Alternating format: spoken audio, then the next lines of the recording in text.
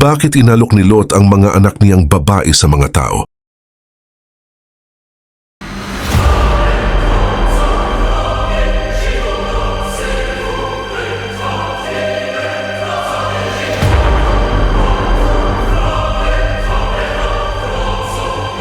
Isang ama, isang makasalanang lungsod, at isang desisyong hindi kayang unawain ng karamihan.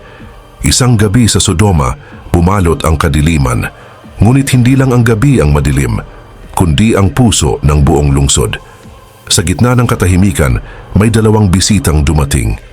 Mukha silang ordinaryo pero dala nila ang liwanag ng langit at ang hatol ng Diyos. At nang lumapit ang mga tao, hindi para bumati kundi para manira, para magsamantala. Pero isang ama ang humarap sa kanila, nanginginig sa takot. At inalok ang kanyang dalawang anak na babae. Pero bakit ginawa ito ni Lot? Ano ang dahilan? Ano ang pumapasok sa isipan ng isang ama upang ialay ang kanyang mga anak sa isang galit na karamihan? Pananampalataya ba ito? O bunga ng pagkalugmok sa mundong puno ng kasamaan? Kung gusto mo ang ganitong klase ng content, ay huwag kalimutang like ang video at mag-subscribe sa ating channel para lagi kang updated sa mga bago naming uploads. Tara! At ating alamin kung bakit inalok ni Lot ang mga anak niyang babae. Isang desisyong binansagan ng ilan bilang pinaka-kontrobersyal na alok sa buong Biblia. Magsisimula ang ating kwento sa makasalanang lungsod ng Sodoma at Gomora. Sa mga hindi pamilyar, ang mga lungsod na ito ay punong-puno ng hindi magagandang asal, gawa at karumal-dumal. Pagsapit ng gabi sa makasalanang lungsod ng Sodoma, bumaba mula sa langit ang dalawang di pangkaraniwang bisita, mga anghel na anyong tao.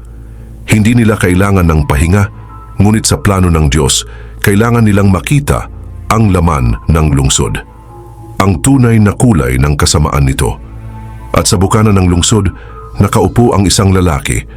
Hindi siya katutubo roon. Siya'y dayuhan.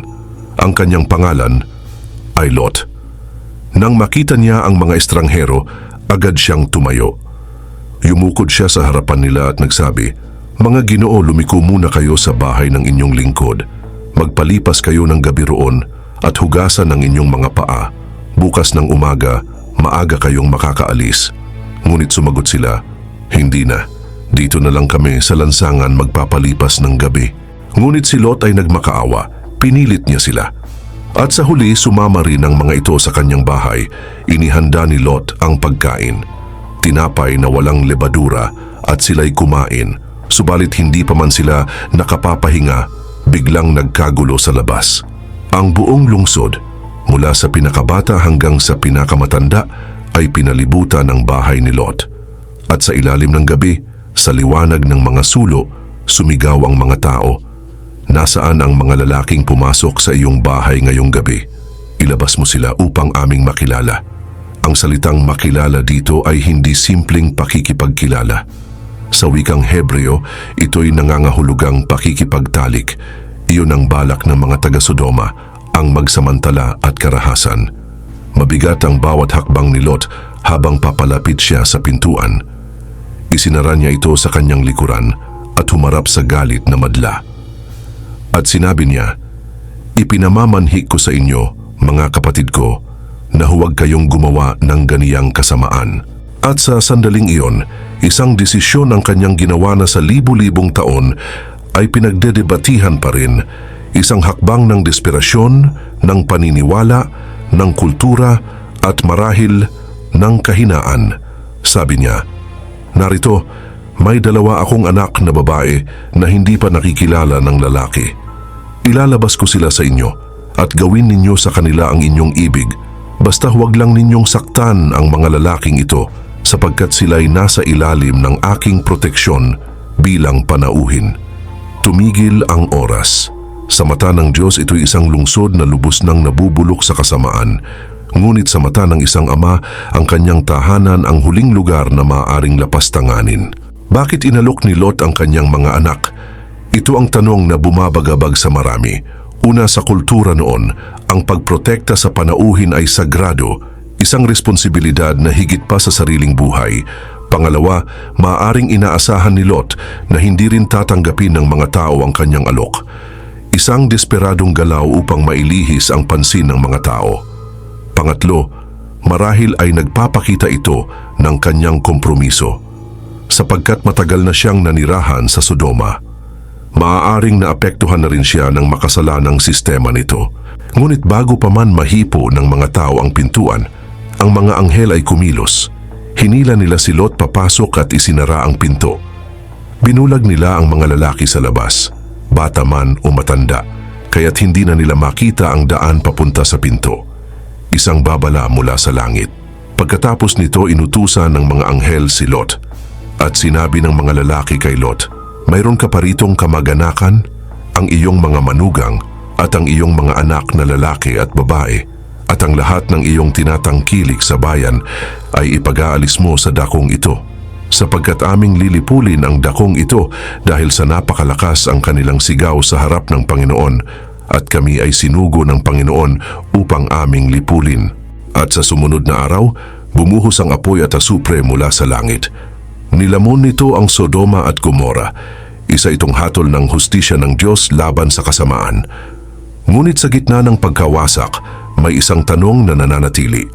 Bakit si Lot, ang pamangkin ni Abraham, ay umabot sa ganitong desisyon? Ang sagot ay masalimuot. Si Lot ay hindi masamang tao, ngunit siya ay isang taong nagdesisyong manirahan malapit sa kasamaan. At sa kalaunan, ang kasamaan ay pumasok sa kanyang bahay at kinailangan niyang harapin ang pinakamabigat na pagsubok ng kanyang buhay. Ang kanyang alok sa mga taong iyon ay isang simbolo ng desperasyon, kultura, at ang kapangyarihang nakaaapekto sa isang taong masyado nang malapit sa kasamaan. Sa ating panahon ngayon, paalala ang kwentong ito na kapag tayo'y masyado nang nakikibagay sa makasalanang mundo, darating ang panahon na mapipilitan tayong pumili at baka ang ating mga desisyon ay batay na sa takot, hindi sa pananampalataya. Kung paanong iniligtas ng Diyos si Lot mula sa nagliliyab na Sodoma, kaya rin tayong iligtas mula sa mga apoy ng pagkawasak kung tayo'y lalapit sa Kanya. Minsan iniisip natin na kaya natin makisama sa mundo basta't hindi tayo gumagawa ng mali.